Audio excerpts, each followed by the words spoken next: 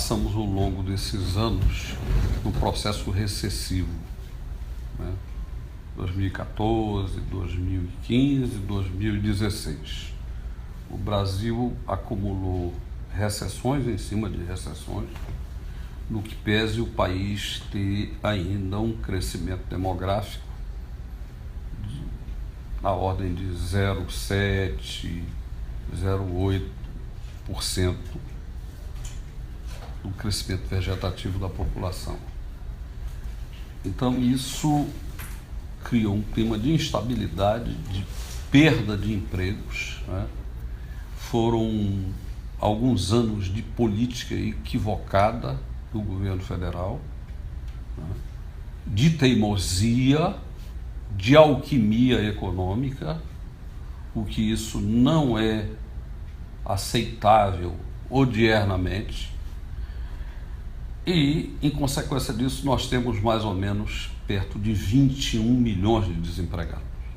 Não são os 13, os 14 que se propala. Tem mais 6 bilhões de pessoas que desistiram de procurar emprego porque não encontram mercado de trabalho. E, paralelamente, essa juventude que está atingindo a idade de emprego que não está conseguindo também se empregar. E, obviamente, que os desajustes da economia redundaram na crise política que desagou no impeachment da presidente. Todos esses fatores conspiram de forma negativa para o desenvolvimento da economia.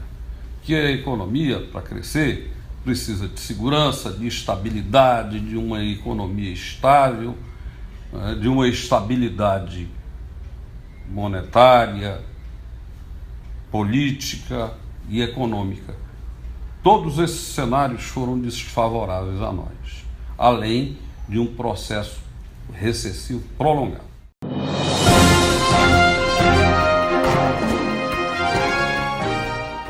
Assumiu o novo governo que não pode fazer milagre. Não sabemos ainda se este governo vai acertar na economia, mas também não podemos acusá-lo e botar o dedo em riste para cima de um governo que assumiu o poder a coisa de 90, 120 dias, para uma economia que vem se desarrumando ao longo de 14 anos. Mas a grande verdade é que nos preocupa fundamentalmente a dívida pública interna, que ultrapassa 3 trilhões de reais. E nesse processo de crescimento geométrico da dívida, breve nós estamos em 4 trilhões. 4 trilhões representa quase $1 trilhão, mais ou menos, 800 bilhões de dólares.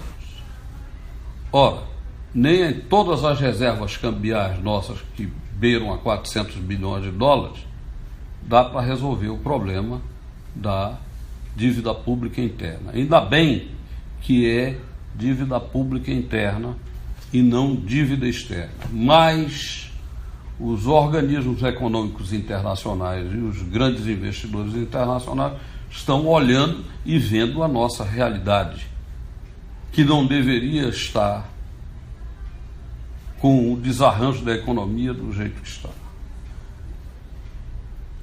Nós tivemos, em consequência disso, uma redução do varejo. E o nosso departamento de estatística e apuração conjuntural não tem ainda esses números de forma definitiva, oficial, para eu exibir aos senhores, porque só no final do mês é que nós vamos fechar. Mas temos informações de que as vendas para o Natal foram as piores, e os jornais estão noticiando, as piores dos últimos 12 anos. E devo lembrar que o comércio e serviço sempre foi e de longe é o maior empregador do país e cada vez mais. Por quê? Primeiro porque a indústria entrou no processo de redução de mão de obra com máquinas sofisticadas.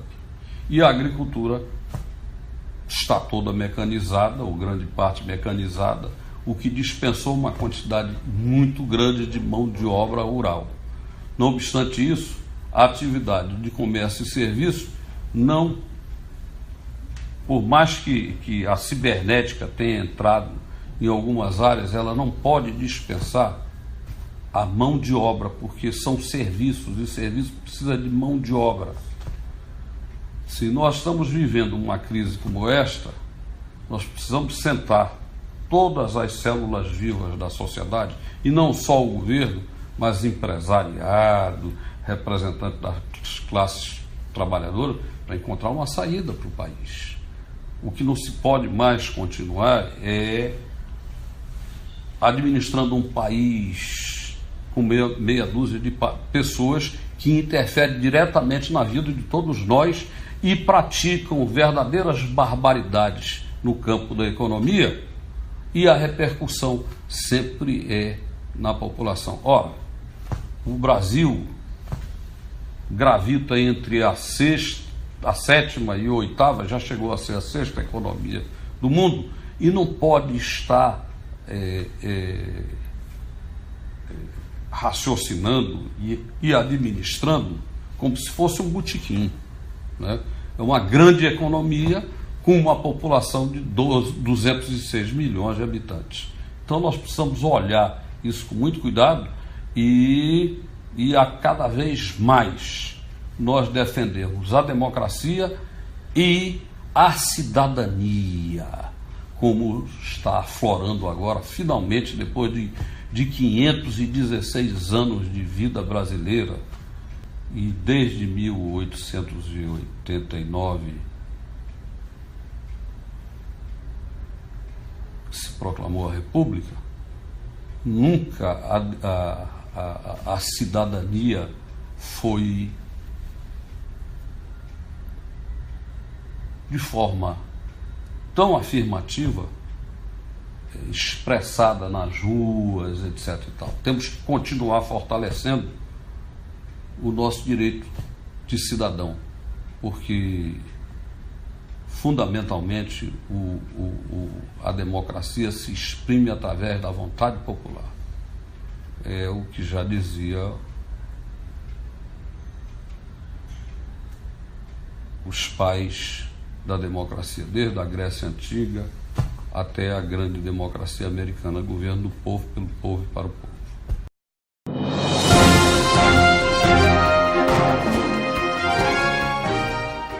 No que tange à reforma trabalhista, há que se raciocinar de que precisa se modernizar as relações entre o capital e o trabalho. Quanto mais amarradas são as relações, mais desemprego gera. E, além do que, a CLT já é uma velha senhora de 70 anos, mais ou menos. Né? 70 anos, 71 anos, que há de se modernizar e tem que se modernizar, porque a CLT, a rigor, teria que vir para mitigar os conflitos entre o capital e o trabalho e não acirrá-los. Quando você tem uma CLT que gera muito mais conflito e muito mais desemprego do que acordos, conciliações e emprego, é hora de mudar, até porque o mundo nesses 71 anos mudou muito, né? Há 70 e tantos anos não tinha televisão, não tinha telefone celular, não tinha, os meios de transporte eram lentos, e hoje a realidade é outra, é em tempo real. Então, e até porque, veja que Hoje o emprego está diminuindo. Há 71 anos atrás, grande parte da população brasileira estava no campo, né? A sociedade de consumo ainda não existia. Ela começou a existir e engatinhar no Brasil pós-Segunda Guerra Mundial.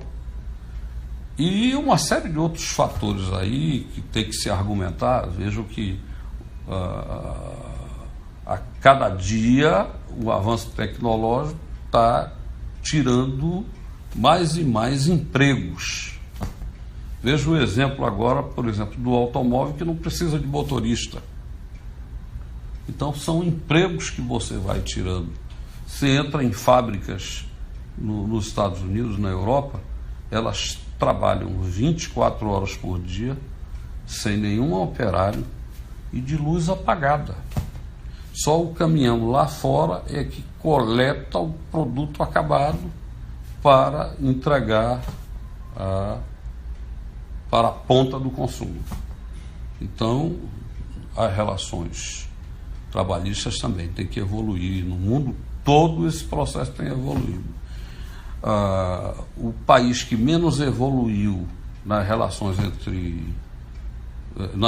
trabalhistas foi a França, e por isso a França tem maior índice de desemprego na Europa, juntamente com a Espanha, mas a Espanha por outra razão, porque a economia era muito mais frágil e entrou num processo de integração com a União Europeia, e isso lhe tirou muitos empregos, porque as grandes indústrias da Alemanha e da França motivaram a perda de empregos na Espanha. Mas a França não, por causa da rigidez trabalhista também.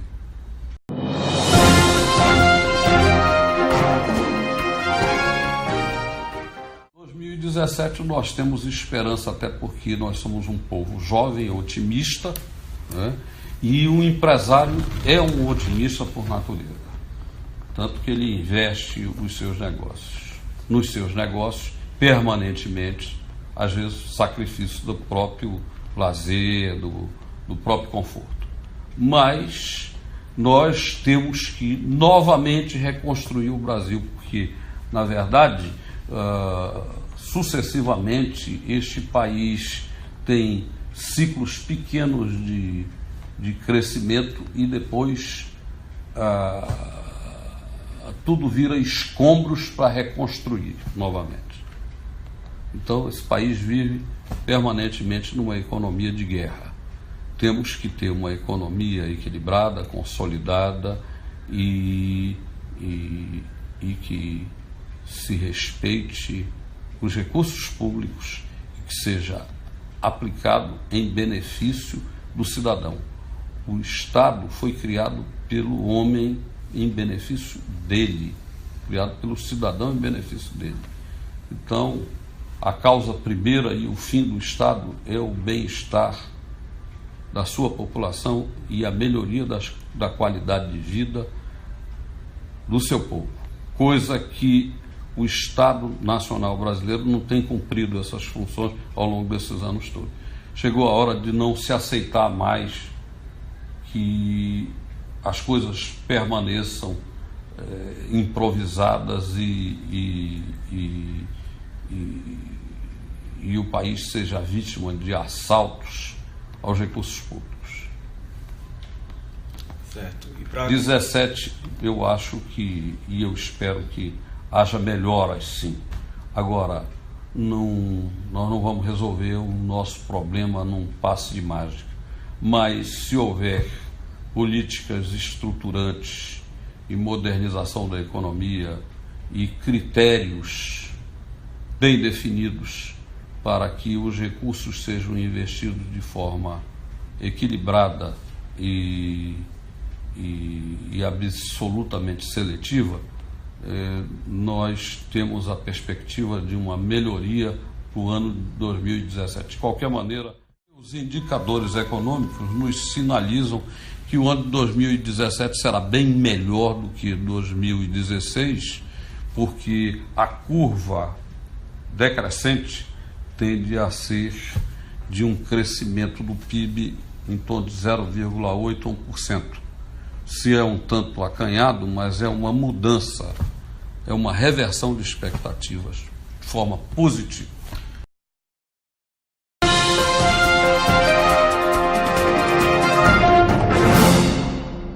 Vamos acreditar no futuro, porque todos nós juntos, trabalhando e investindo e olhando o Brasil com otimismo, nós teremos a chance e a oportunidade de superar essa crise, porque quem faz o Brasil somos nós.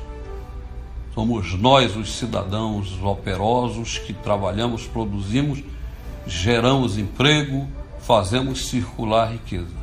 Vamos acreditar no futuro. É um país de 8.500.000 quilômetros quadrados, uma costa enorme, né? Mediterraneidade que nos permite exportar a nossa produção para o mundo todo. Um povo operoso e recursos naturais de alta qualidade, e com isso nós vamos chegar ao futuro que